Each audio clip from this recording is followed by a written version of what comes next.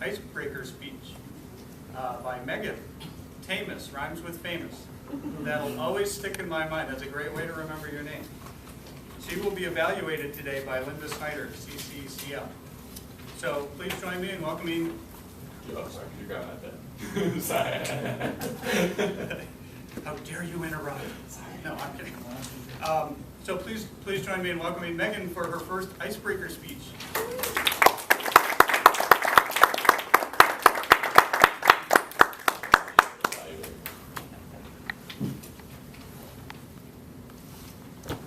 Mr. Toastmaster, ladies and gentlemen, and I see that there are no guests for me to welcome.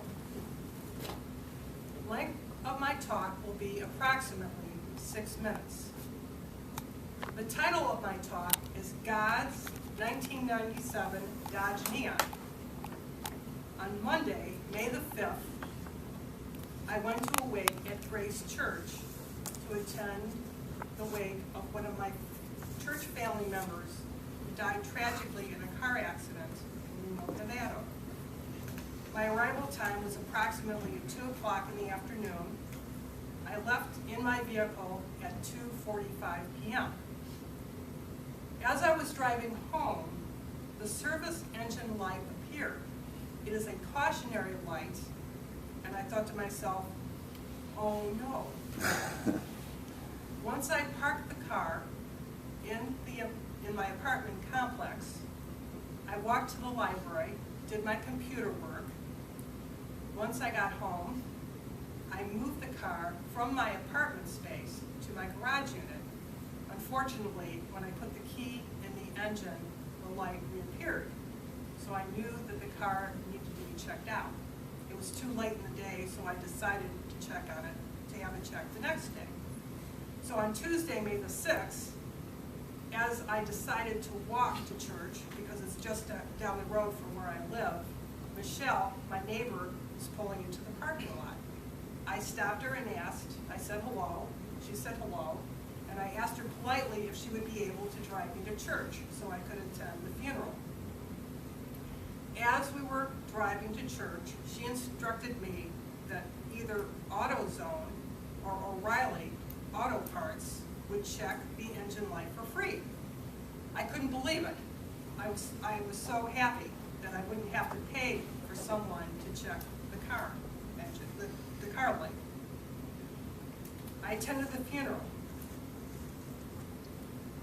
Then I was driven home by church family members. After I got home, I changed my clothes, got in the car, drove to O'Reilly's at Southland Shopping Center.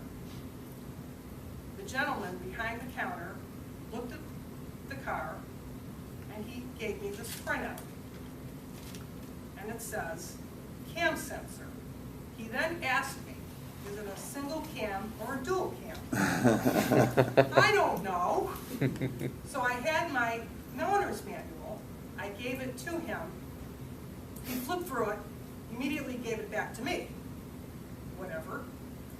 Then he also mentioned that it might be a cam sensor. So I thought to myself, well, at least I have something to go on. In other words, I wasn't the only one that saw this light come on.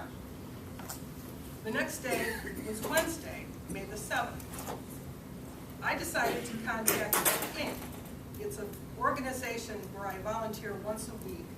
It's a Christian referral organization helping people who are in dire need. I was told by Love Inc. to take the car to Conrad's in Parmatown. So as I was driving in God's 1997 Dodge Neon on Pearl Road, before I hit Smith Road, the yellow light mysteriously is turned off. I do not understand why it went off. I decided to drive the car to Conrad's to have them examine the engine. I showed the printout to the serviceman. I walked from Conrad's to Wendy's and PetSmart to kill time until they could call me on the cell phone to inform me what was wrong with the neon. At some point, the cell phone rings. You can't find anything wrong under the hood. I don't understand. So as I walked back to Conrad's, I walked into the store. The mechanics couldn't find anything amiss under the hood, nor could they give me an explanation as why the light had turned on in the first place or why it was turned off. The next day, Thursday, May the 8th, I was walking outside with my neighbor, Kathy. She lives across the hall from me.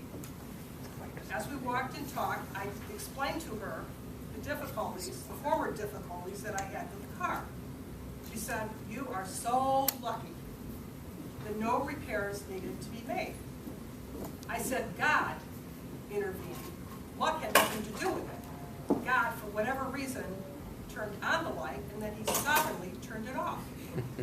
Why would he do such a thing? For two reasons that I can come up with.